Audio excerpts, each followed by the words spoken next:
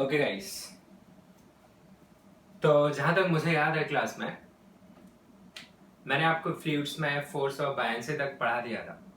ठीक है, फिर भी मैं आज फोर्स ऑफ बायन्सी से ही स्टार्ट करता हूँ इसे एक ब्रीफ रिवीजन जैसा, उसके आगे मैं कंटिन्यू करता हूँ। तो बेसिकली मैं फ्लूइड भी इधर कंप्लीट करना चाह रहा हूँ। ठीक है, मैंने देखा कि होमवर्क सबमिशन में लोग बहुत मक्कारी कर रहे हैं, उनके पास इंटरनेट नहीं है ना। और मुझे ये समझ नहीं आता कि फिर आप वीडियो लेक्चर्स कैसे देख रहे हैं जब आपके पास सबमिट करने के लिए इंटरनेट नहीं है। ठीक है, तो ये बहाने देना बंद करिए, ये कोई फॉर्मेलिटीज नहीं चल रही है। आपको सीरियसली लेक्चर देखने के बाद होमवर्क करना है जैसे क्लास में करते थे। ठीक है, आप जितना टाइम पास करेंगे उतना आपका लॉस हो रहा है। Anyway, at the end exam आपको ही देना। ठीक है, तो चलिए मैं स्टार्ट करता हूँ। Force of buoyancy, force of buoyancy. Okay, तो मैंने आपको ऑलरेडी बता दिया था कि अगर कोई भी लिक्विड है और उस लिक्विड में कोई भी बॉडी कंप्लीटली सबमर्ज्ड है, ओके, या फिर वो पार्शियली सबमर्ज्ड है, इन बोथ द केसेस, ये मैं ब्रीफ में बता रहा हूँ क्योंकि मैं आपको ऑलरेडी पढ़ा चुका हूँ। तो बॉडी ने जितना वॉल्यूम डिस्प्लेस किया है, जैसे हम वीडी से लिखते हैं, यस, उसी के हिसाब से उस पर एक फोर्स लगता है जो लिक्विड लगाता है। ठीक है, और नीचे उस पर उसका वेट लग रहा होता है। तो जो फोर्स ऑफ बायन्सी है उसकी जो वैल्यू निकल के आती है वो आती है density of liquid into displaced volume into g. Okay, now floating and sinking condition यहीं पे अपन डिस्कस कर लेते हैं। फ्लोटिंग एंड सिंकिंग, तो ये भी मैं आपको बता चुका हूं। फ्लोटिंग कब होगी? जब आपका एफ बी एम जी के इक्वल रहे। एम जी तो से कांस्टेंट ही रहने वाला है, तो एफ बी को आप क्या लिखेंगे? Rho L V D G equal to, इसे क्या लिखेंगे? Rho S V S G, S for solid. तो क्या आ जाएगा अपने पास? V D the displaced volume divided by volume of solid will be rho s divided by rho l। और ये एक इंपॉर्टेंट टर्म है। ठीक है, और ये जो टर्म यहाँ पे लिखा हुआ है इसे हम फ्रैक्शनल सबमर्ज्ड वॉल्यूम भी बोलते हैं। This term entire, this is also called fractional submerged volume. Okay, so fractional submerged volume is equal to density of solid divided by density of liquid। तो आप यहाँ पे देखिए, सॉलिड की डेंसिटी लिक्विड की डेंसिटी से अगर ज्यादा हो गया सॉलिड का डेंसिटी, तो आप देखेंगे फ्रैक्शनल सबमर्ज्ड वॉल्यूम की वैल्यू ग्रेटर देन 1 आ जाएगी, विच इज इम्पॉसिबल। फ्रैक्शन कभी भी 1 से बड़ा नहीं हो सकता। तो यहीं से अपनी कंडीशंस निकल के आती है। ठीक है बच्चों, तो अभी अपन देखते हैं कि अगर फ्लोटिंग कंडीशन सस्टेन कर रही है तो ज्यादा से ज्यादा Vd बाई Vs किसके इक्वल रह सकता है? 1 के। तो हम ये पे चेक कर लेते हैं, फ्लोटिंग कब तक होती रहेगी? फ्लोटिंग होती रहेगी जब तक कि आपका जो रो एस है वो किससे छोटा रहे या ज्यादा से ज्यादा क्या हो जाए? इक्वल हो जाए। जैसे ही रो एस रो एल से बड़ा होगा, बॉडी क्या कर जाएगी? सिंक। ठीक है, तो ये फ्लोटिंग कंडीशन है क्योंकि यहाँ पे आपका जो Vd है वो Vs से छोटा या उसके इक्वल हो सकता है। आप देखिए, अगर रो एस बड़ा हो गया रो एल से, तो Vd को Vs से बड़ा होना पड़ेगा। और Vd क्या है? Displace volume. कंप्लीट बॉडी भी अगर लिक्विड में आ गई तो भी डिस्प्लेस वॉल्यूम Vs के इक्वल ही हो सकता है, Vs से बड़ा नहीं हो सकता है। तो सिंकिंग कंडीशन क्या हो जाएगी आपके पास? सिंकिंग हो जाएगी जब रो एस की वैल्यू किससे ज्यादा हो जाए? रो एल से। So when rho S density of solid is greater than density of liquid, in that case body क्या कर जाती है? सिंक कर जाती है। This is the simple case जो आपको समझ में आना चाहिए regarding floating and sinking, and this is called the fractional submerged volume. कुछ एक पॉइंट्स जो उस समय शायद मैंने आपको बताए होंगे या मुझे ढंग से याद नहीं है, तो मैं रिपीट कर रहा हूँ, आप देख लीजिए। अगर नहीं लिखवा है तो आप लिख लेंगे। तो जैसे कि फोर्स ऑफ बायन्सी किस किस बात पर डिपेंड कर रहा है? डेंसिटी ऑफ लिक्विड पर डिपेंड कर रहा है, डिस्प्लेस्ड वॉल्यूम पर डिपेंड कर रहा है, एंड जी पे डिपेंड कर रहा है। It is not depending on the size and shape of the actual solid body. It is neither depending on the mass of the solid. It is not depending on density of solid. It is simply depending on density of liquid, volume displaced and G. Okay? तो इसमें कुछ लिखना है तो आप लिख लीजिए, आगे बढ़ता हूं मैं. और हाँ, प्रॉपर्टीज ऑफ मैटर में कुछ लोगों ने कमेंट्स में लिखा था formulas having relation between Young's modulus, shear modulus and modulus, bulk modulus. Yes, those formulas you have to remember. Okay, उनके proofs काफी ज्यादा बड़े होते हैं, तो proof नहीं आपको ध्यान देना है, आप ध्यान रख लीजिए उनको, ठीक है? Okay. Now the next thing जो कि हमें यहाँ पे देखनी है फ्लोटिंग सिंकिंग केस में, थ्योरेटिकल क्वेश्चंस की पहले बात कर लेते हैं कि कोई भी बॉडी को अगर अपन ने स्प्रिंग बैलेंस से हैंग किया हुआ है, स्प्रिंग बैलेंस उसका क्या बताएगी मुझे? वेट बताएगी. This is spring balance. Body का मास आपका m है, ठीक है? तो what will be the actual weight of the body? वो हो जाएगा आपका mg. यस, और वही हो गया आपकी reading of spring balance. But यहीं पे अगर इसे लिक्विड में या पार्शियली सबमर्ज या फिर कंप्लीटली सबमर्ज कर दिया जाए तो ऐसे केस में क्या होगा? आपके स्प्रिंग बैलेंस की जो रीडिंग है वो कम हो जाएगी, ठीक है? ये बॉडी है, मैंने मान लिया कि कुछ लिक्विड में सबमर्ज हो गई, तो लिक्विड में अगर सबमर्ज हो गई तो फिर इस पे mg लगने के साथ साथ ऊपर क्या भी लग गया? fb, और डेफिनेटली स्प्रिंग फोर्स तो लग ही रहा है. यहाँ पे सिर्फ और सिर्फ क्या लग रहा था? Spring force and mg. तो स्प्रिंग फोर्स की वैल्यू किसके इक्वल थी? mg के. बट यहाँ पे जो नया स्प्रिंग फोर्स आएगा fs डैश, उसकी जो वैल्यू है वो आएगी mg माइनस fb. तो ये जो टर्म दिख रहा है आपका fs dash, we call this apparent weight. Okay, so w apparent,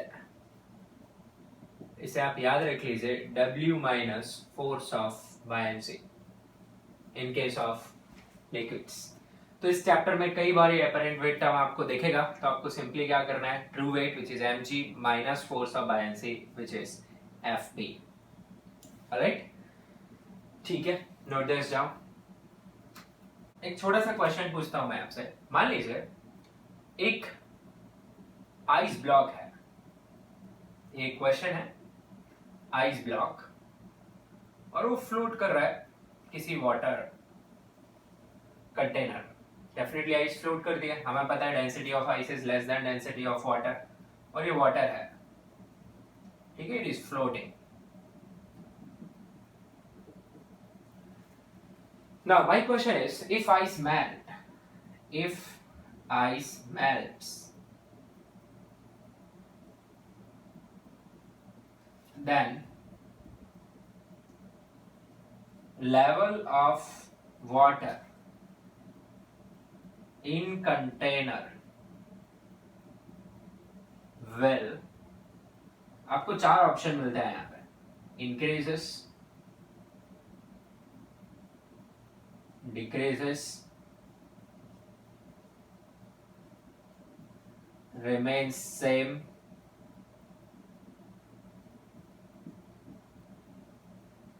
none of these. तो बताइए ऐसे केस में आप कैसे सोचेंगे? ठीक है, एक मन में आ सकता है छोटा सा लॉजिक कि आइस मेल्ट होके वाटर बनाएगी, वाटर का अमाउंट बढ़ जाएगा तो लेवल बढ़ सकता है. बट वो सिर्फ 50% पार्ट ऑफ सिचुएशन ही है, क्योंकि जब आइस मेल्ट करेगी तो आइस जो ऑलरेडी कुछ वॉल्यूम ऑक्यूपाई कर रही थी वाटर के अंदर, वो फ्री भी हो जाएगा. यस और नो? और उसके जगह पे जो वाटर मेल्ट हुआ, यानी आइस के मेल्ट होने से जो वाटर बना, वो उस स्पेस को फिल कर दिया. अगर उसने एग्जैक्टली उतने स्पेस फिल कर दिया तो मेरे हिसाब से फिर आंसर रिमेन सेम आ जाएगा, है ना? तो ये एकदम ऐसे तुक्का नहीं मारना है हमको, हमें ऐसे करना सीखना है. तो क्या सोचते हैं अपन? पहले ये बताओ मुझे कि अगर आइस मेल्ट ना हो, आइस को आप सीधा यहाँ से उठा के पॉकेट में रख लो, है ना? तो ये लेवल ऑफ लिक्विड क्या होगा? नीचे जाएगा कि नहीं जाएगा? डेफिनेटली जाएगा, क्योंकि अगर मैं आइस को बाहर निकाल दूं तो ये कैसा दिखेगा। अब हाइपोथेटिकली सोचे कि जो जगह आइस ने ऑक्यूपाई कर रखी थी वहां कुछ नहीं होगा, और ये जो वाटर है वो इस जगह में रश करेगा, तो क्या हो जाएगा, यहाँ पे लेवल जो है वो नीचे आएगा कि नहीं आएगा, बिल्कुल। मतलब आइस को अगर मैं बाहर निकाल दूं, आइस मैंने यहाँ पे बाहर निकाल ली, बाहर पकड़ लिया उसे थोड़ी देर के लिए, तो लेवल कहाँ जा रही है, डाउन जा रही है। लेवल डाउन क्यों जा रही है, क्योंकि आइस के बाहर निकालने से कुछ वॉल्यूम फ्री हो रहा है, ठीक है, और उस फ्री वॉल्यूम को वाटर ऑक्यूपाई कर रहा है, इसलिए लेवल कहाँ जा रही है, डाउन जा रही है। अब सोचिए आइस बाहर रखे रखे मेल्ट हो गई, पानी बन गया, और उस पानी को मैंने इधर डाल दिया, तो फिर लेवल क्या करेगी, राइस। आप समझ रहे हैं। तो चलो आइस को मेल्ट करा देता है, मेल्ट करा के क्या बना दिया मैंने उसे, वाटर। आइस हो गई मेल्ट, क्या बन गया, वाटर। अब इस वाटर को इधर पोर कर देता है, इस वाटर को पोर करने से लेवल क्या होगी भाई, राइज होगी। अब राइज होके जितनी पहले फॉल हुई थी उतनी राइज होगी, उससे ज्यादा होगी, कम होगी, वो डिसाइड करेगा कि ultimately from the initial condition whether the level will go down और विल कम अप, ओके और नॉट। तो आप क्या सोचने वाले हैं, आप सोचेंगे कि आइस को हटा दें तो कितना वॉल्यूम फ्री होगा, एक डेटा। आइस को मेल्ट करके वाटर बना दें तो कितना वॉल्यूम क्रिएट होगा। तो जो फ्री होने वाला वॉल्यूम और क्रिएट होने वाले वॉल्यूम में जो वॉल्यूम ज्यादा रहेगा वो डिसाइड करेगा कि क्या होने वाला है, ठीक है। तो अगर V फ्री, वॉल्यूम जो फ्री हुआ आइस को हटाने से, वो बड़ा रहा V क्रिएटेड, या V फॉर्म्ड लिख दो यहाँ पे, ठीक है भाई, फॉर्म्ड लिख देते हैं, जो नया वॉल्यूम बन गया आइस के मेल्ट होने से। अगर फ्री बड़ा रहा फॉर्म्ड से, तो अल्टीमेटली तो वॉल्यूम फ्री हो गया ना, तो फिर आंसर क्या आएगा इस केस में, लेवल विल गो डाउन, ठीक है भाई। दूसरी कंडीशन क्या बन सकती है कि जो फ्री वॉल्यूम है वो छोटा है किससे, फॉर्म्ड से। मतलब आइस को बाहर निकालने से जो वॉल्यूम फ्री हुआ और आइस के मेल्ट होने से जो वॉल्यूम बना, उनमें मेल्ट होने वाला वॉल्यूम बड़ा है, तो फिर क्या होगा भाई, अल्टीमेटली ज्यादा वॉल्यूम मिल रहा है वहां पे हमें, है ना, ऐड हो रहा है ज्यादा वॉल्यूम, तो लेवल विल गो अप और राइज। यस। थर्ड केस कि जितना वॉल्यूम फ्री हुआ और उतना ही वॉल्यूम क्या हो जाए, फॉर्म हो जाए भाई, तो लेवल क्या रहेगी, लेवल विल नॉट चेंज। समझ रहे हैं इस बात को। तो कोई भी क्वेश्चन ऐसा आता है कि लेवल राइज लेवल फॉल, तो आप किस लॉजिक से सोचेंगे कि वहां पे जो भी फिनोमेना दिया गया है उसमें कुछ वॉल्यूम फ्री हो रहा होगा, कुछ वॉल्यूम फॉर्म हो रहा होगा। अब आप चेक करेंगे कि फ्री होने वाला वॉल्यूम ज्यादा है या फिर फॉर्म होने वाला वॉल्यूम ज्यादा है, और उस बेसिस पे आप अपना आंसर लिख देंगे, ठीक है। प्रोसेस समझ गए। तो चलिए हम इसे अभी सॉल्व कर लेते हैं। तो मैं क्वेश्चन मिटा रहा हूं, आप चाहें तो क्वेश्चन नोट कर लें। ओके, तो वी फ्री कौन सा हुआ, वी फ्री वो हुआ तो डिस्प्लेस हो रहा है, यस, ठीक है। तो V free is V D, और पार्शियल सबमर्ज्ड केस है, मैं साइड में लिख देता हूं, वी डी निकालते कैसे, तो आपको अभी अभी मैंने लिखवाया V D by V S is equal to rho S by rho L, if you remember, yes. तो V D is equal to V S, Vs is V ice basically, solid is ice into rho of ice divided by rho of water. So basically V free is equal to, in this case, V ice, rho ice divided by rho water. Make it equation 1. This is free. Now formed. तो आप सोचिए कि आपके पास एक certain amount of ice है जो melt होके किसमें कन्वर्ट हो रहा है, वाटर में। तो क्या यहाँ वॉल्यूम, जितना वॉल्यूम आइस का मेल्ट होगा उतना वाटर का वॉल्यूम बनेगा, नो नो, इंडीड क्या सही रहेगा यहाँ पे, मास, ठीक है। तो आप क्या लिखेंगे कि मास ऑफ आइस जो था उतना ही मास ऑफ क्या बनाएगा, वाटर। अब मुझे तो वॉल्यूम चाहिए, तो मास ऑफ आइस को लिखूंगा मैं density of ice into volume of ice is equal to density of water into volume of water formed. I write V formed. So what is V formed I get from this equation is rho ice V ice divided by rho of water. This is my second equation. Can you just check from here that V free is exactly equal to V formed? Yes. So what will be the answer? Level will not change. Level will remain same. I hope you are getting this question. Note down this.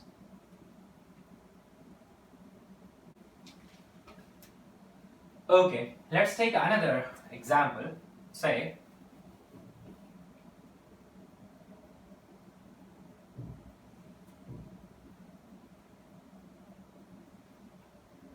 there's a paper boat or plastic boat you consider, which is floating in a container filled with water. Okay, and some stones are filled in this boat. Okay, ये stones है. Now my question here is, इसके कुछ stones, अच्छा ये stones हैं, मतलब इनको अगर मैंने सीधा पानी में डाल दिया तो ये डूब जाएंगे. ठीक है, तो इसका मतलब क्या है कि जो डेंसिटी ऑफ स्टोन है वो किससे बड़ी है? डेंसिटी ऑफ वाटर से. ये आपको दिया हुआ है. ठीक है, पर बोट के अंदर रखे होने की वजह से वो क्या कर रहे हैं? फ्लोट कर रहे हैं. ओके, चलिए, तो मेरा क्वेश्चन है यहां पे कि इफ से वन स्टोन इज और false from the boat into the water, then what will happen?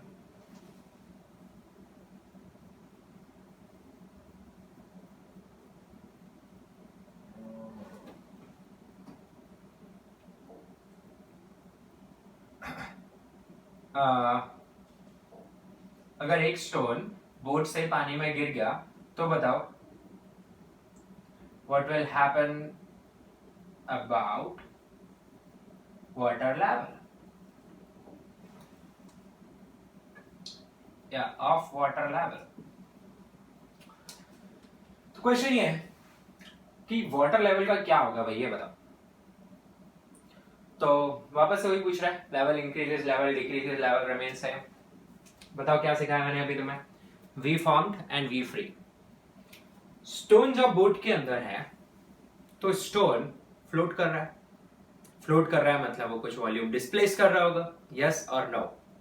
Well, जब वो बाहर निकाल लिया गया बोट से तो जो वो वॉल्यूम डिस्प्लेस कर रहा था वो खत्म हो गया. यस, चलिए, तो पहले अपन यही कर लेते हैं, वी फ्री निकालते हैं. तो वी फ्री कैसे निकालेंगे? अपन वही इक्वेशन यूज करेंगे, V D by V S is equal to rho S by rho L. तो V D by V of stone, okay, is equal to rho of stone divided by rho of water. You see, rho of stone is greater than rho of water, means volume displaced by stone will be greater than actual volume of stone. Now मैं भी thinking ये कैसे हो गया? वो इसलिए हो गया क्योंकि वो बोट के अंदर है, बोट को वो दबा रहा है और बोट के पास वॉल्यूम है जिसकी वजह से वो नीचे जा रहा है. अगर स्टोन अकेला रहता तो क्या कर जाता? वो सिंक. तो वॉल्यूम फ्री, जो स्टोन बाहर आ गया उसकी वजह से वी फ्री किसके इक्वल रहता है? वी फ्री वी डी के इक्वल, जिसकी वैल्यू यहाँ कितनी आ रही है मेरे पास? V stone rho stone by rho W. Yes, so you make this equation 1. Now what is the V formed here? यहाँ तो कुछ मेल्ट नहीं हो रहा है. तो फॉर्म्ड क्या है? ये सिंक कर गया पानी में. तो ये इसने पानी का कितना जगह डिस्प्लेस किया होगा जब सिंक किया है? तो जितना उसका खुद का है. तो वी फॉर्म यहाँ पे क्या आएगा?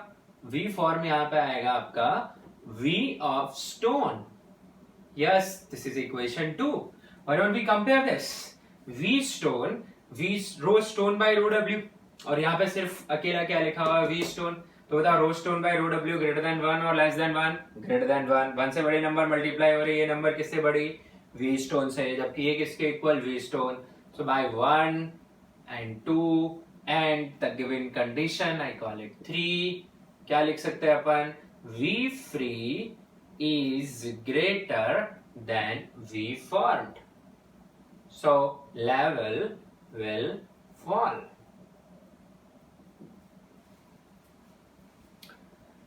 So I hope इन दो इलस्ट्रेशंस में आपको समझ आ रहा है कि कैसे कमेंट कर रहे हैं कि लेवल फॉल करेगा या लेवल राइज करेगा। ओके वेल, चलिए कुछ क्वेश्चंस सॉल्व कर लेते हैं हम यहाँ पे, ठीक है, न्यूमेरिकल सॉल्व कर लेते हैं based on this force of balancing. Okay, तो लिखिए, a block made of copper, a block made of copper of mass 10 gram is suspended by spring balance. Suspended by spring balance. Elongation of spring is 1 centimeter in equilibrium. आगे full stop के बाद लिखिए, if the block is completely submerged, if the block is completely submerged in water,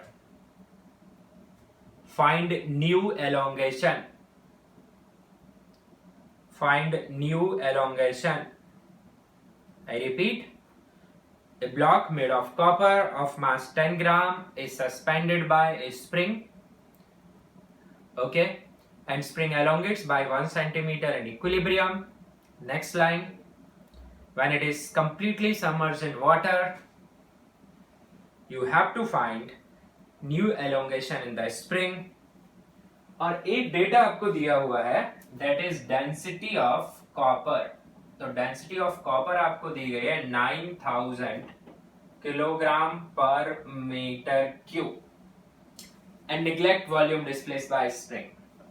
okay, चलिए बहुत ही easy सा question है, आप pause करके खुद ट्राई करिए पहले, फिर सॉल्यूशन देखिए। तो एक स्प्रिंग है, ब्लॉक है और स्प्रिंग एलोंगेटेड है, तो ये नेचुरल लेंथ, ये इक्विलिब्रियम, और ये कितने से एलोंगेटेड है, x नॉट, जिसकी वैल्यू पता है हमें, तो अपन लिखेंगे k x naught equal to mg। यस, तो आप इसे संभाल के रख सकते हैं, यहाँ से k निकाल सकते हैं बेसिकली, तो k क्या आ जाएगा आपके पास, mg by x naught, m मैंने आपको 10 ग्राम्स दिया, तो 10 into 10 to the power minus 3, g को 10 यूज करिए, divided by x naught is 1 centimetre I give you, so 10 to the power minus 2. So if I see this thing cancel out and we are left with k equal to 10 Newton per meter. Alright, ये आपके पास k आ गया। इसके बाद इस block को submerge कर दीजिए liquid के अंदर completely. This is liquid. तो हम क्या देखते हैं कि नेचुरल लेंथ और इक्विलिब्रियम में एक नया गैप, यानी स्प्रिंग का एलोंगेशन बदल गया। तो इस बार क्या होगा, आप दो फोर्स लगाएंगे, mgv और fbv, और साथ में क्या तो लग ही रहा है, स्प्रिंग फोर्स लग रहा है, यस बिल्कुल लग रहा है। तो क्या लिखेंगे आप नए स्प्रिंग फोर्स को, kx, और वो किसके इक्वल आएगा, mg माइनस fb के, या आप चाहें तो kx plus fb equal to mg लिख सकते हैं। तो आपको x चाहिए, तो आप क्या लिखेंगे, mg by k minus fb by k। अच्छा आप देखिए mg बाई k तो आपके पास ऑलरेडी x नॉट अवेलेबल है पहले से, यस, जिसकी वैल्यू कितनी है 1 centimetre in 10 to the power minus 2, minus fb कैसे निकालेंगे आप, fb निकलेगा rho L vd g divided by k। Now the question is rho L तो पता है वाटर है, तो 1000 आ जाएगा, vd निकालना है अपने को, तो vd निकालने के लिए आप क्या यूज करिए, mass of copper is equal to density of copper into volume of copper. So volume of copper will be mass of copper by density of copper. अब completely submerged है, तो जो VC है या V of solid है वही VD हो जाएगा। तो VD आपका क्या आ गया, m by rho c। आप यहाँ पुट करिए तो आपके पास क्या आती है इक्वेशन, x की 10 to the power minus 2 minus rho of L into m into g divided by rho of c, which is copper, into k. mg by k is again you know, so you better put the number 10 to the power minus 2, rho L is 1000 and this is 9000 and this is 10 to the power minus 2, so you take 10 to the power minus 2 out, you have 1 minus 1 by 9, so you have 8 by 9 into 10 to the power minus 2, or basically you have 8 by 9 centimeter as your answer. Check this. Next question लिखिए एक और। An iron casting has some cavities in it। अच्छा, casting simply क्या रहता है, metal को molten state में लाके उसको जिस भी शेप में हमें ढालना है उसमें हम ढाल सकते हैं, और ये जो प्रोसेस है उसे कास्टिंग बोलते हैं। Casting means simply A block of metal, ठीक है। तो एन आयरन ब्लॉक भी आप लिख सकते हैं। तो an iron casting has number of cavities and it weighs 6000 Newton in air। तो 6000 न्यूटन इसका वजन है हवा में, and 4000 Newton in water। 4000 Newton in water, ठीक है। Find total number of cavities। Find total number नहीं, नंबर कट करिए। Find total volume of cavities. Total volume of cavities, और एक डेटा दिया है आपको, और वो डेटा है डेंसिटी ऑफ आयरन का। और डेंसिटी ऑफ आयरन आप यूज करिए 8000 किलोग्राम पर मीटर क्यूब, ठीक है। तो ये क्वेश्चन है कि आपके पास एक आयरन कास्टिंग है और उसके अंदर बहुत सारी कैविटीज हैं। ये आपके आयरन कास्टिंग है, यहाँ सब जगह आयरन है, कैविटीज में कुछ नहीं है, खाली जगह है, ठीक है। और इस कास्टिंग का हवा में वेट कितना आ रहा है, ठीक है भाई। तो W in air is given to you as 6000 Newton, और इसे ही जब हम वाटर में पुट कर दिए तो इसी का वेट वाटर में कितना आ रहा है, 4000 न्यूटन। यानी ये इसका एपरेंट वेट हो गया और ये इसका ट्रू वेट हो गया, ठीक है। अच्छा ये बताओ, कैविटीज के पास तो कोई मास होगा ही नहीं, बिल्कुल नहीं होगा। तो चलिए इसे मास में कन्वर्ट कर ले अपन। तो मैं इधर लिख दे रहा हूं। तो बताओ मास, इसका जो एक्चुअल मास है ऑफ दिस कास्टिंग, वो कितना आएगा बच्चों, W डिवाइडेड बाई G से डिवाइड करेंगे तो मास आ जाएगा, यानी 600 किलोग्राम। अब कास्टिंग में कौन कौन है, आयरन है प्लस कैविटीज है, तो कैविटीज के पास तो कोई मास है नहीं, है ना। Mass of cavities is equal to total 600 KGs. तो इसका वैल्यू तो 0 है, इसका मतलब आयरन जो प्रेजेंट है उसका एक्चुअल मास कितना है, 600 केजी। इसे संभाल के रखते हैं। दूसरी जानकारी जो हमें दी गई है is regarding the apparent wait. तो अभी अभी आज ही बताया मैंने आपको कि जो W एपरेंट है वो क्या होता है आपका, W माइनस FB होता है। तो FB कैसे निकाल सकते हो आप, W माइनस W एपरेंट। तो यानी FB का मतलब हो गया density of liquid into displaced volume into G will be equal to W which is 6000 minus 4000। So rho L आपको पता है वाटर है 1000 into VD displace volume into G which is 10 is equal to 2000।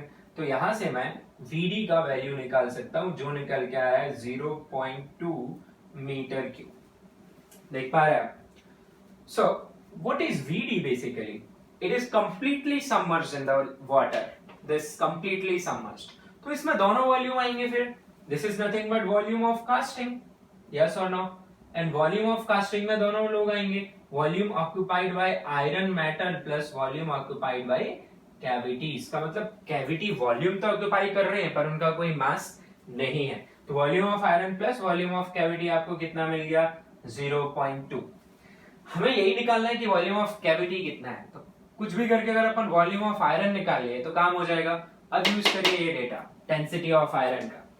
तो what is density of iron is mass of iron divided by volume of iron, not cavity. So volume of iron कैसे निकाल सकते हैं अपन, mass of iron divided by density of iron.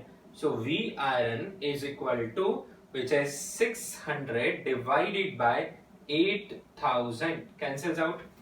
Well we can simplify it. So 2 से जाएगा ये 3 बार, 2 से जाएगा ये 40, सो V iron I am getting it as 0. If I divide 3 by 4 is 0.75, तो 0.075 meter cube. Out of 0.2, 0.075 is volume of iron. So put it there. So volume of cavities will be equal to 0.2 minus 0.075. So we'll get 5 to 1. So you'll have this much volume is occupied by cavities, and this will be your answer. एक और question लिखिए. A cube of iron of side 6 centimeter, cube of iron of side 6 centimeter each is in equilibrium at interface of two immiscible liquids. At interface of two immiscible liquids, water and mercury. Water and mercury. Find length of tube in each liquid.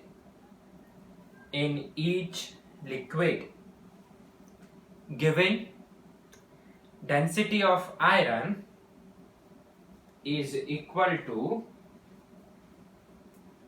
8000 kg per meter cube.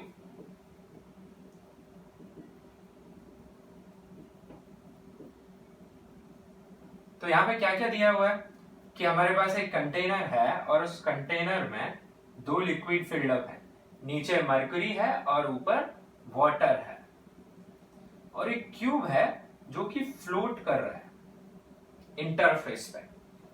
तो मुझे नहीं पता उसका कितना हिस्सा mercury में है, मैंने मान लिया x मर्क्यूरी में है, तो उसका कितना हिस्सा फिर वाटर में होगा. उसकी साइड लाइन 6 दी हुई थी, तो मैं मीटर में जा रहा हूं तो मैं लिखूंगा 0.06 माइनस x मेरा मीटर में है, ये वाटर में हो गया.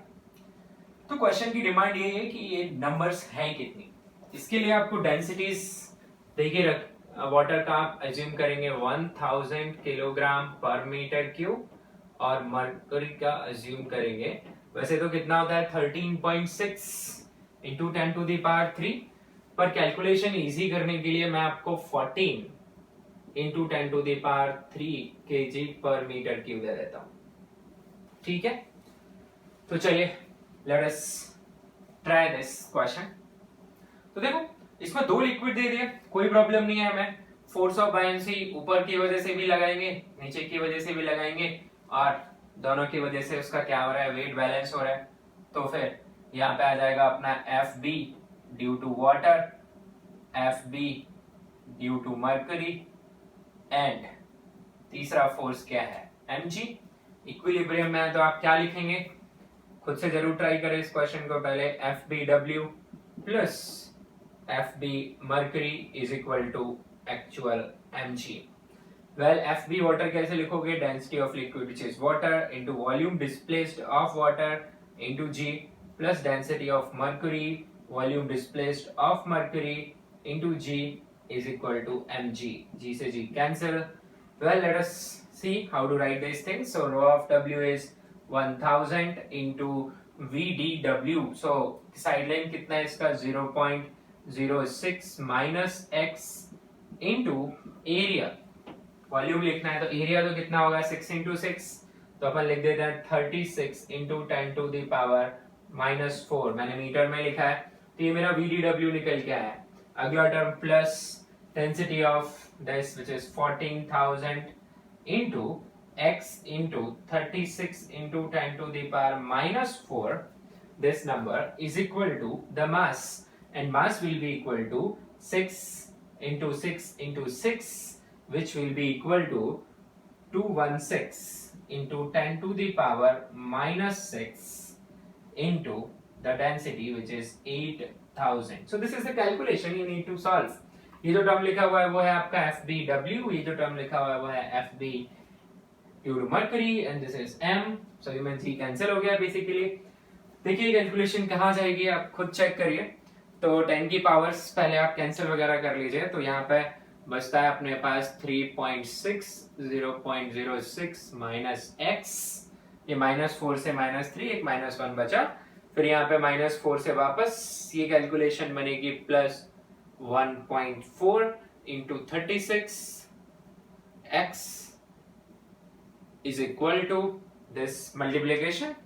सो इसमें -6 आ रहा है, यानी कि आप लिखेंगे 216 into 8 into 10 to the power -3. तो इसमें कैलकुलेशन थोड़ी टफ आ रही है, तो इसको मैं आपके ऊपर ही छोड़ता हूँ, कैलकुलेट कर लीजिए यहाँ से. ठीक है, तो इस तरीके के क्वेश्चन आपको सॉल्व करने रहेंगे in force of buoyancy concept. Okay,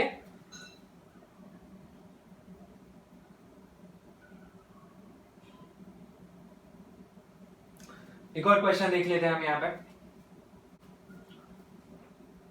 तो एक सिलेंडर है, this is a cylinder, okay, floating on interface of or boundary of a liquid. This is a cylinder, okay, and you are given with the density. So आपको दिया हुआ है density of cylinder, density of cylinder as rho s, density of liquid as rho l, and you are given with this total height of cylinder which is h, and this is also given that cylinder is floating on the boundary, so rho s is less than rho l. Just a simple question. एक liquid है जिसमें कि एक cylinder float कर रहा है, ठीक है. क्वेश्चन ये है, तो आगे लिखिए आप, if this cylinder is slightly pressed, if this cylinder is slightly pressed and released, it oscillates. If this cylinder is slightly pressed and released, it oscillates. Find time period of oscillation. Time period of oscillation. Okay? तो अब देखिए यहाँ पे कि ये जो interface है, कुछ वॉल्यूम डिस्प्लेस हो रहा होगा इसका, डेफिनेटली पहले से बिल्कुल हो रहा होगा. तो एक बार देख लेता है इसका जो वॉल्यूम डिस्प्लेस हो रहा है, इसे VD नॉट बोल दे रहा हूं मैं, और नीचे इस पे mg लग रहा होगा, और क्या लग रहा होगा, FB. तो आप क्या लिखेंगे, FB नॉट है, तो आप लिखेंगे कि जो पुराना FB है वो किसे बैलेंस कर रहा है, mg को, जिसे आप चाहें तो आगे एलोबरेट कर सकते हैं. Rho L V D naught into G is equal to rho S into V S into G, which cancels out anyway. So rho L VD naught is equal to rho S VS, making equation 1. Now displace it slightly. तो मान लीजिए मैंने इसे displace कर दिया by some small amount x. ठीक है भाई, तो ये मैंने कितने से डिस्प्लेस कर दिया, x से. तो जब मैंने x से डिस्प्लेस किया तो इसका डिस्प्लेस वॉल्यूम बढ़ गया, है ना.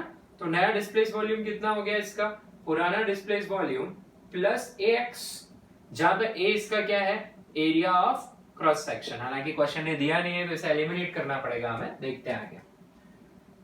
तो इस पे नया फोर्स ऑफ बायनेंसी क्या आ गया, FB. पहले FB नॉट था, वो कितना हो जाएगा, रो एल इंटू नया VD इंटू जी, और mg तो अब भी उतना ही है. अब देखिए VD बढ़ गया है तो FB बढ़ गया है, mg अब भी उतना ही है. तो इस पे अब नेट फोर्स किधर लग रहा होगा, ऊपर.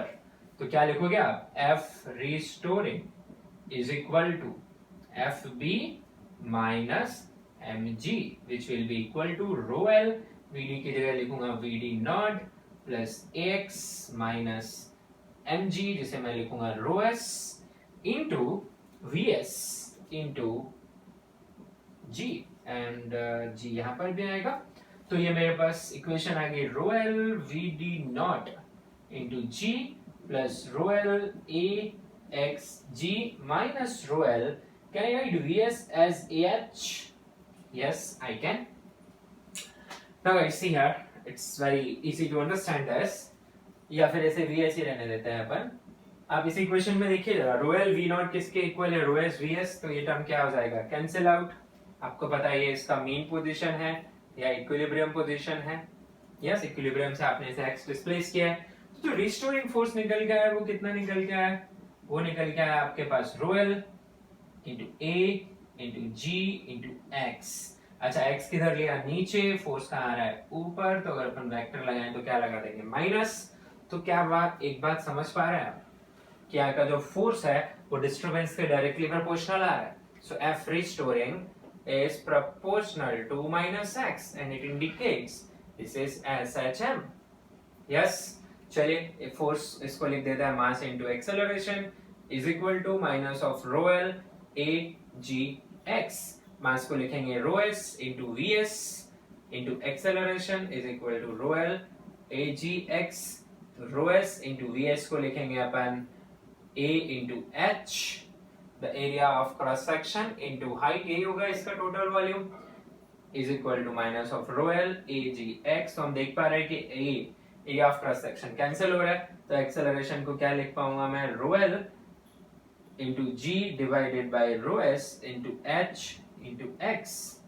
So guys, now it's easy to write the answer. Our acceleration, compare this result with a equal to minus omega square x. So what is the value of omega you get? Yes, so value of omega you get is root of rho l g by rho s h. So t comes 2 by root of rho s h by rho l g, and this is your answer.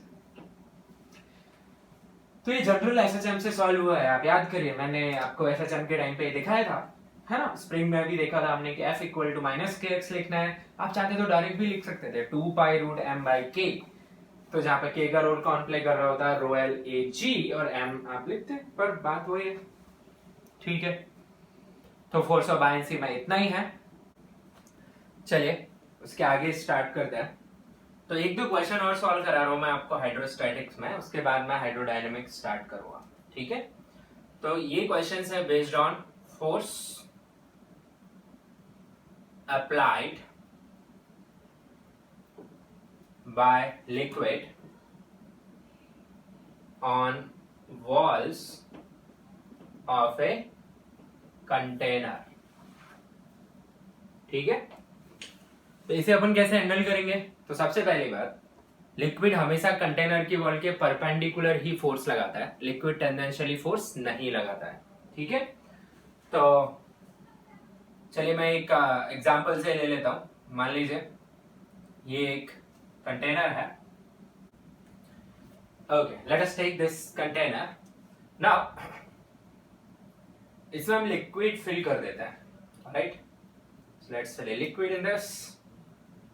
ये dotted lines है वो हमें नहीं दिख रही हैं, तो चलिए मैंने यहां तक इसमें लिक्विड फिल कर दिया। ओके, तो अज्यूम कर लीजिए आप कि h हाइट तक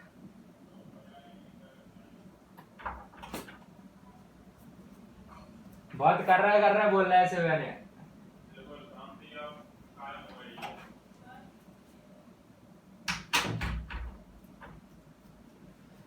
okay, so here we have container, और मान लीजिए h हाइट तक एक लिक्विड फिल्ड अप है। लिक्विड की डेंसिटी को आप रो मान लीजिए, ठीक है, और इसके बेस एरिया को a ले लीजिए।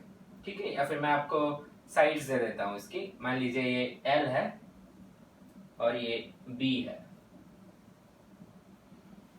Okay, so you have a container, you can see kept vertically। उसमें एक लिक्विड फिल्ड अप है, लिक्विड की साइड तक फिल्ड अप है, h हाइट तक।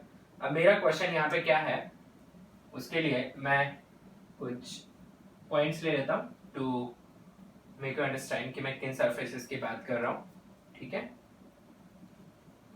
ऑलराइट, चलिए सबसे पहले मैं बात करता हूं force at base. First thing, force at base. In general आप याद रखिए, force by liquid on container is equal to pressure on surface into area of surface. But इसमें प्रॉब्लम सिर्फ इतनी सी है कि कभी कभी एंटायर सरफेस पे प्रेशर कांस्टेंट नहीं होता, तो तब हम डायरेक्ट प्रेशर इनटू एरिया नहीं कर पाएंगे, उसका वेरिएशन हम देख लेते हैं। अब जहां तक बेस का सवाल है मेरे सिचुएशन में, तो आप देखिए बेस पे हर जगह प्रेशर क्या आने वाला है, सेम। तो ये ओपन टू एटमॉस्फेयर अगर मैंने ले लिया तो बाहर ऊपर टॉप पे pressure P not, that is P atmosphere. तो बॉटम में प्रेशर कितना आएगा, तो प्रेशर एट बेस अगर मैं लिखना चाहूं तो अपने को आता है लिखना P not plus row G H. Yes, but P not pressure नीचे से भी लग रहा है कि कंटेनर हर जगह एटमॉस्फेयर में ओपन है, तो प्रेशर पी नॉट नीचे से लगने की वजह से पी नॉट वाला जो कंपोनेंट है वो कोई नेट फोर्स एक्सर्ट नहीं करता। ठीक है, तो अब हम यहां पे लिखने वाले हैं फोर्स। और दूसरी बात, हमारा ये जो बेस है उस पर प्रेशर की वैल्यू हर जगह क्या है, कांस्टेंट है। ठीक है, तो मैं सरफेस को जस्ट एक व्यू में आपको दिखा रहा हूं। ये दोनों पॉइंट हैं अपने सामने से, अपन देख रहे हैं सरफेस को, तो ये पीएस है और ये वाले पॉइंट्स रहेंगे अपने पास आर क्यू। तो ऊपर से पी नॉट इंटू एरिया, नीचे से भी पी नॉट इंटू एरिया, ये कोई इफेक्ट प्रोड्यूस नहीं करेगा। ऊपर से रो जी एच इंटू एरिया और नीचे से कुछ भी नहीं, तो नेट फोर्स में सिर्फ क्या आएगा आपका, रो जी एच। तो आपको याद दिला दूं, मैंने आपको एक टर्म बताया था गेज प्रेशर।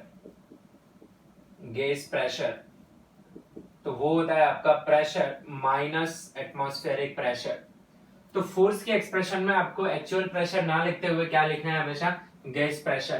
तो गेज प्रेशर कितना है यहाँ पे, P gauge, atmospheric pressure subtract हो जाएगा तो कितना आएगा, rho G H. So it is the force at base, I can write it is rho G H into area of base, and area of base in this case is how much, rho g h into L into P.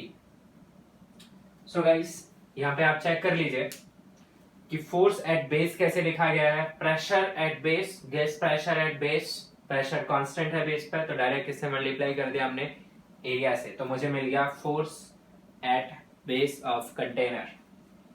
Note कर लीजिए इसे, फिर मैं force on vertical wall लिखता हूं।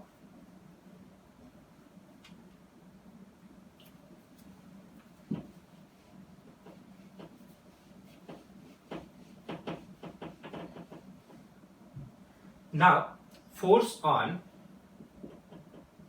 the second point, force on side wall. Side wall अपन नाम उठा लेते हैं, ये जो मैंने यहाँ पे मार्क कर रखा है, it is STUR. ठीक है, you can check STUR. इस पर लिक्विड कितना फोर्स लगा रहा होगा, सिंपल है, मुझे इस सरफेस पर लगने वाला प्रेशर इनटू इसके एरिया से मल्टीप्लाई करना है। बट द प्रॉब्लम इज, आप यहाँ पर चेक करें, यहाँ पे प्रेशर की वैल्यू, प्रेशर मतलब गैस प्रेशर की बात हो रही है, 0। नीचे उतरे, प्रेशर बढ़ रहा है, यहाँ पे गैस प्रेशर कितना, रो जी एच। तो इस सरफेस पे प्रेशर क्या हो रहा है, कंटिन्यूअसली चेंज हो रहा है।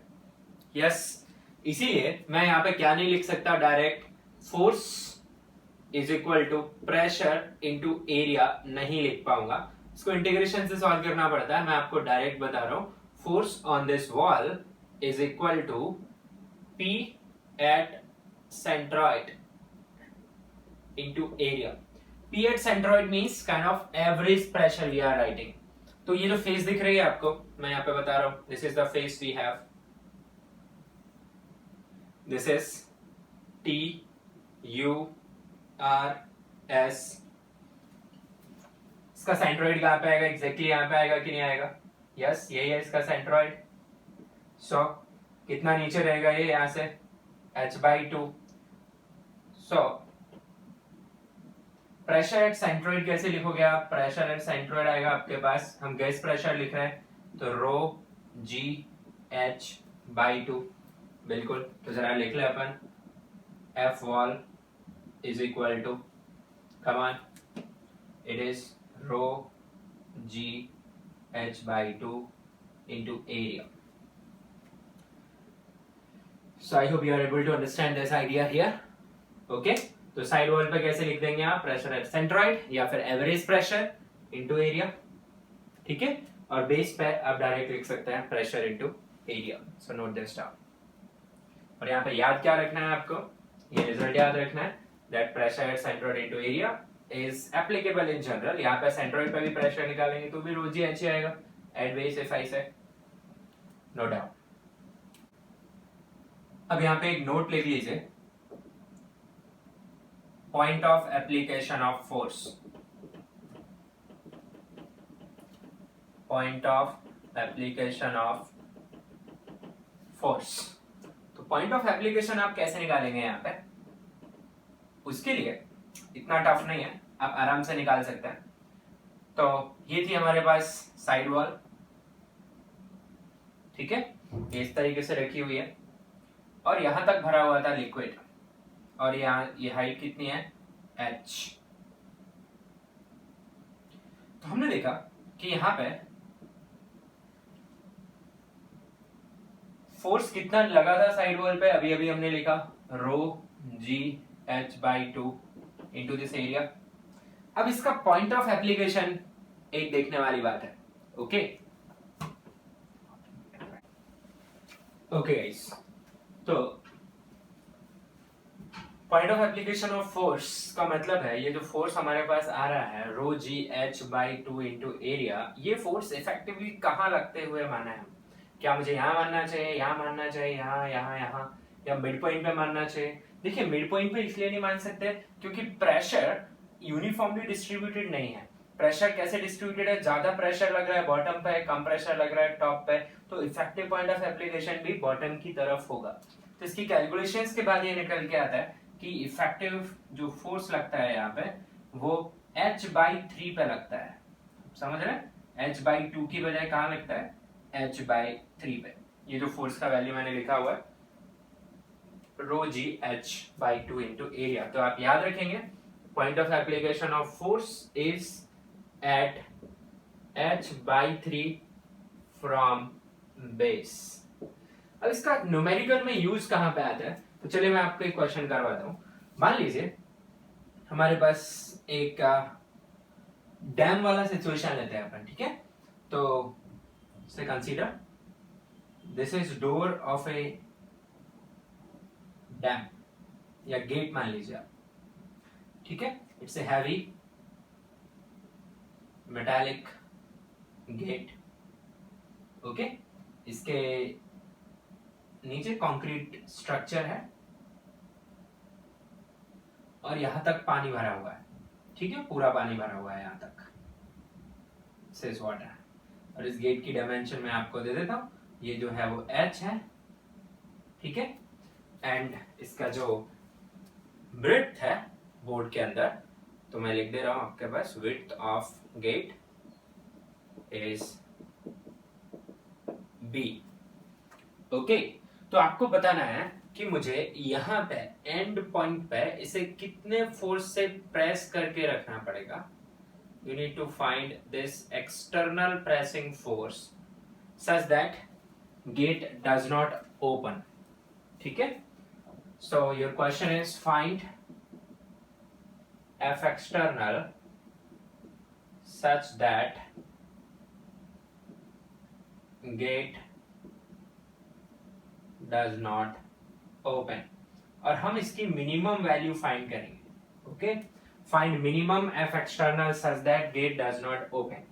Now you know इस साइड पूरा पानी भरा हुआ है, पानी इसको फोर्स लगा रहा है, ये हिंज है, तो ये जो गेट है वो बाहर तो नहीं निकल सकता, यस, बट हाँ ये टर्न कर सकता है. तो आपको यहाँ फोर्स बैलेंसिंग की बजाय क्या करनी पड़ेगी, टॉर्क बैलेंसिंग. ठीक है, तो कैसे सॉल्व करेंगे इस क्वेश्चन को हम. इसको सॉल्व करने के लिए बहुत ही आसान तरीका है, आप बनाएंगे गेट का फ्री बॉडी डायग्राम. तो गेट पे एक फोर्स जो वाटर लगा रहा होगा, this is force on gate by water, और इसकी वैल्यू निकल के आएगी ρg(h/2) into the area. Area is h into b.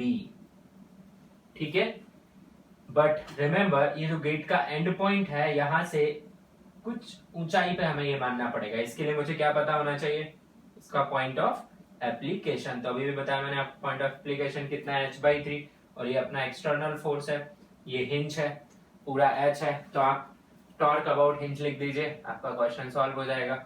So write tau net about hinge equal to 0। तो आप क्या लिखेंगे, rho G H square b/2 into h/3। h/3 आएगा बच्चों या 2h/3 आएगा। अपन किसके अबाउट लिख रहे हैं, हिंज के अबाउट। तो हिंज से इसकी परपेंडिकुलर डिस्टेंस कितनी आएगी लाइन ऑफ फोर्स की, 2h/3 torque. I hope you remember. तो यहाँ 2h/3 से मल्टीप्लाई होगा इक्वल टू f एक्सटर्नल का ऊपर से हाइट कितना है h। तो आपका क्वेश्चन सॉल्व हो गया। बस ये h से h कैंसिल, 2 से 2 कैंसिल। तो आपके पास इस एक्सटर्नल फोर्स का जो वैल्यू निकल के आएगा वो कितना निकल के आ रहा है, वो आ रहा है आपके पास रो G h square into b divided by 3। So this is your answer. Okay, so this is the use of this idea of point of application. Well, now एक और क्वेश्चन कर लेते हैं हम। मान लीजिए हमारे पास एक सिलिंड्रिकल कंटेनर है। ओके बच्चों, तो मान लीजिए हमारे पास एक कंटेनर है कुछ इस तरीके का। ओके, ये इसका अपर पार्ट है और इसमें यहां तक पानी भरा हुआ है। ये हाइट आपको कैपिटल H दी हुई है और ये हाइट आपको स्मॉल h दी हुई है। ठीक है, यहाँ का रेडियस आपको स्मॉल r दिया हुआ है और यहाँ का रेडियस आपको 3r दिया हुआ है। So radius here is 3 times r। Okay, तो क्वेश्चन है find force on first part base, force on base due to liquid। और चलिए उसको मैं वाटर ही मान लेता हूं और आपको वाटर की डेंसिटी दी गई है, take density of water as rho. तो आप बेस पे निकालना चाहते हैं फोर्स कितना है।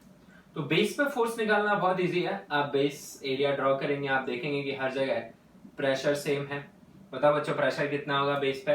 प्रेशर शेप ऑफ कंटेनर पर डिपेंड नहीं करता। तो कितना हाइट मिल रहा है आपको h+h।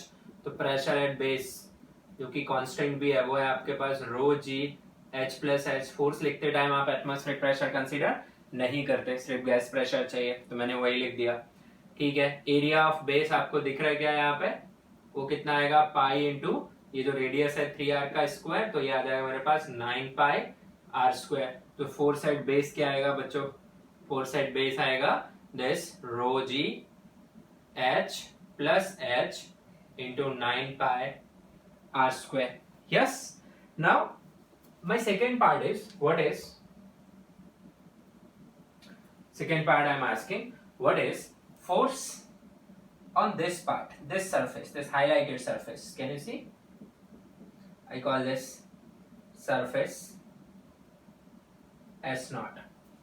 So find force on surface S0 due to water. वो कैसे फाइंड करोगे आप? तो आपको S0 सरफेस की लोकेशन पे क्या चाहिए, प्रेशर। तो बच्चों प्रेशर हमेशा पुश करता है, तो यहाँ पे जो लिक्विड फिल्डअप है वो S0 को कहाँ पुश कर रहा होगा, ऊपर कर रहा होगा। तो जरा S0 देख लेते हैं कि दिख कैसा रहा है। ये अपना S0 और यहाँ पे बीच में हॉलो। यस, तो सिर्फ इतनी सी जगह पर ही यहाँ पे प्रेशर जो फोर्स है वो ऊपर की तरफ लगा रहा होगा हर जगह से है। तो कितना प्रेशर होगा यहाँ पे प्रेशर की वैल्यू होगी सिर्फ रो जी कैपिटल H, क्योंकि कैपिटल H हाइट ही मिल रही है हमें। और इसका एरिया कितना है भाई, एरिया ऑफ S0 वो एरिया आएगा आपके पास पाई इंटू 3r का whole square minus pi into r का स्क्वायर, क्योंकि ये पार्ट तो है नहीं ना उस एरिया में इन्वॉल्व। तो कितना आ जाएगा बच्चों अपने पास 9 - 1 यानी कि 8πr² आ जाएगा एरिया। प्रेशर है तो फोर्स सीधा सीधा क्या आ जाएगा, force at base it will be this rho G h into 8πr². So this is how you have to deal with the questions of force if asked. Okay, note this down.